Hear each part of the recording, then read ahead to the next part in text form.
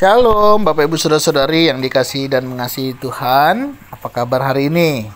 Semoga setiap kita ada dalam sehat dan juga dalam perlindungan Tuhan semua.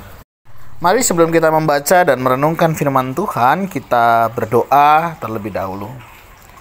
Tuhan, terima kasih, kami bersyukur hari ini Engkau boleh memberkati kami hingga kami boleh ada sebagaimana kami ada.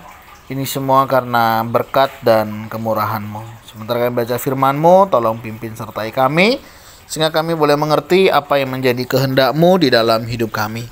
Kami berdoa di dalam nama Tuhan Yesus Kristus. Haleluya. Amin. Ayat firman Tuhan hari ini terambil di dalam kitab Keluaran, pasal yang ke-37, ayat yang pertama hingga ayatnya yang ke-9, yaitu tentang membuat tabut perjanjian. Nah, kita akan membaca di ayatnya yang pertama.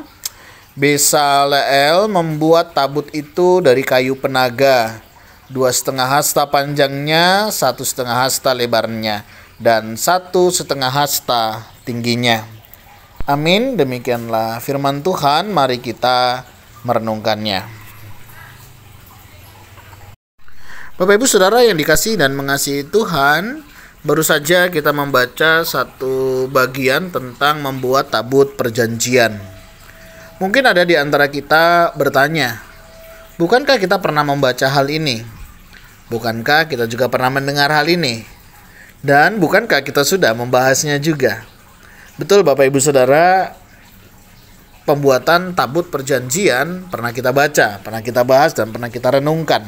Tetapi kenapa di dalam bagian ini, kisah ini muncul kembali?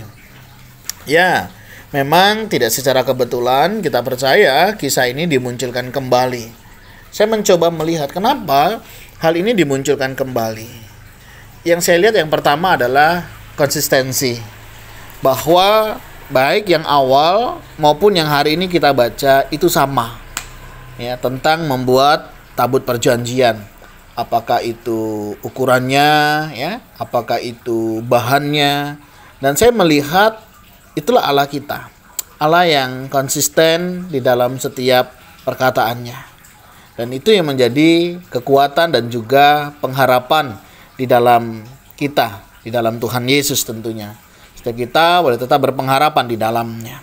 Nah, dari bagian ini saja kita bisa melihat bagaimana Allah kita itu Allah yang tidak berubah, ya. Dia dulu, sekarang, bahkan sampai selama-lamanya dia Allah yang tetap sama. Dia Allah yang baik, dia Allah yang mengasihi kita, dia Allah yang juga memelihara kehidupan kita. Tabut perjanjian ini dibuat ya tentunya menjadi sebuah gambaran akan kehadiran Allah di dalam kehidupan umatnya. Yang tentunya ini menjadi penghiburan buat kita. Allah itu senantiasa hadir di dalam hidup kita. Dan dia adalah Allah pribadi yang senantiasa rindu dekat dengan kita, ciptaannya. Kita sungguh bersyukur menjadi ciptaan yang istimewa, di mana Allah rindu dekat dengan kita. Bagaimana dengan kita? Apakah Bapak Ibu Saudara juga punya kerinduan untuk senantiasa dekat dengan Tuhan? Mari, selagi masih ada waktu, biarlah setiap kita senantiasa rindu mendekatkan diri kita kepada Tuhan. Semakin dekat kita dengan Tuhan, tentunya akan semakin membuat kita mengerti, mengenal apa yang menjadi kehendak Allah. Kembali di dalam membuat tabut perjanjian. Hal ini selain tentang konsistensi Allah, kita juga melihat bagaimana Allah senantiasa menjaga firman-Nya. Firman-Nya tidak pernah berubah, ya. Dunia bisa berubah, orang bisa berubah, situasi kondisi bisa berubah, tapi firman Tuhan tidak pernah berubah di dalam kehidupan kita. Dan tentunya inilah yang menjadi kekuatan dan pengharapan kita di dalam Dia, bahwa firman-Nya iya dan amin. Firman-Nya tidak pernah berubah di dalam kehidupan kita.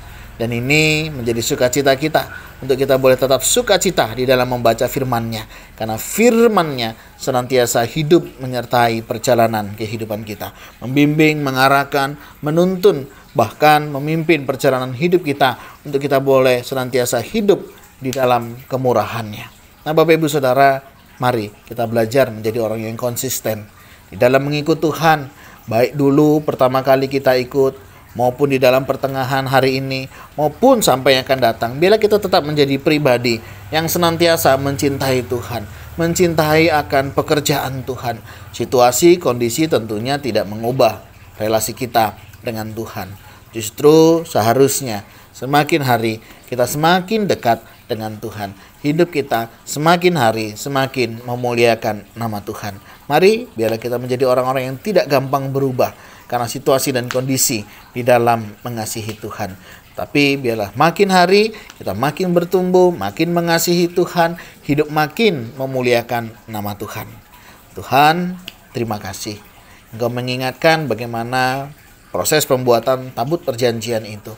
Mengingatkan akan Engkau Allah yang konsisten, yang tidak berubah, yang tetap senantiasa berpegang pada janji firman-Mu. Terima kasih Tuhan, Engkau mengajarkan kami menjadi pribadi juga yang konsisten di dalam kami menjalani hidup. Kami tahu ada banyak tantangan, ada banyak hal yang bisa mengubah kami, tetapi kasih-Mu menguatkan, meneguhkan iman kami. Terima kasih ya Tuhan, untuk hari-hari ini tolong kami tetap hidup memuliakan nama-Mu, hidup tetap sesuai dengan firman-Mu. Jika ada di antara kami yang sedang mengalami pergumulan di dalam pertumbuhan iman, Tuhan kuatkan iman kami, senantiasa kami bertumbuh dalam kasih dan pengharapan. Berkati jika ada di antara kami yang sedang mengalami kelemahan tubuh, Tuhan jamah pulihkan, sembuhkan, sehingga setiap kami juga boleh mengalami pemulihan dan kami boleh melakukan beraktivitas kembali dengan lebih baik. Terima kasih ya Tuhan Yesus. Kami serahkan semuanya ini ke dalam tangan-Mu, di dalam nama Tuhan Yesus Kristus. Haleluya. Amin. Bapak Ibu Saudara, demikian renungan kita hari ini. Kiranya setiap kita tetap setia dan menjadi pribadi yang konsisten. Tuhan Yesus memberkati kita sekalian. Shalom.